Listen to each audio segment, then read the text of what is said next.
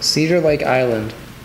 In 1882, John Henry Crone purchased 150 acres of land, which included Cedar Lake Island on the west side of Howard Creek on the Chuticabruff River. John Henry was one of the 12 children of Henry A. Crone, who had settled in the Cedar Lake area directly south of the river in 1842.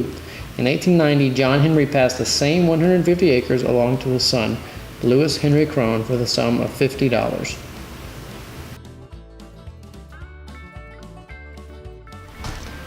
While the Crone families had traditionally farmed their own lands, the late 19th century harvest of South Mississippi's pine forest enabled Lewis Henry to expand his agricultural pursuits to logging. Shortly after the purchase of his land, Lewis Henry began operating a small sawmill on the mainland just northwest of Cedar Lake Island. Sawmills and lumbering activities had been operating in South Mississippi mainly for local consumption and for shipment to New Orleans on a small scale since before the Civil War.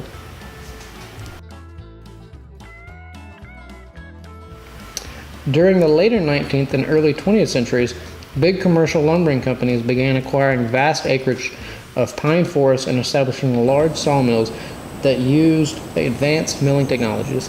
In 1919, the Ellen Dantzler Lumber Company acquired Cedar Lake Island from Lewis Henry Crone for such an operation.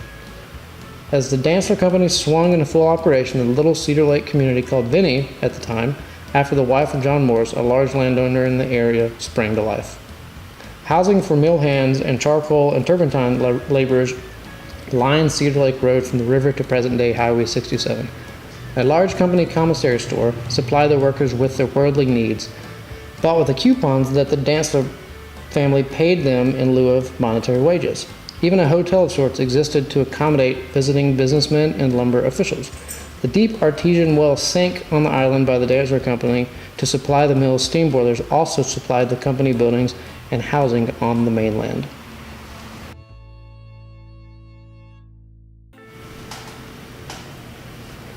Mrs. Hattie Crone Broadus, daughter of Lewis Henry Crone, lived at Cedar Lake on her father's old homestead until her death. She often recalled memories of watching the busy Chuticabruff River traffic as large schooners transported the lumber and its byproducts from Cedar Lake Island, as well as the dummy railroad line that hauled the logs to the mill. She also spoke of the sound of a piano playing in the night as mill workers boisterously celebrated their Saturdays off in the island honky-tonk until the wee morning hours.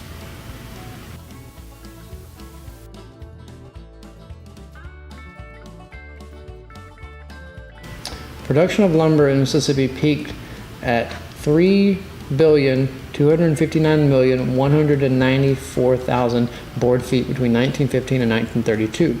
As the large mills exhausted the natural resource, they likewise exhausted their own reason for existence. The Ellen Dantzler Lumber Company withdrew from Cedar Lake Island in 1926. Today, the scars of the abandoned sawmill are well hidden by the tall timbers and thick underbrush of the forest that has reclaimed Cedar Lake Island.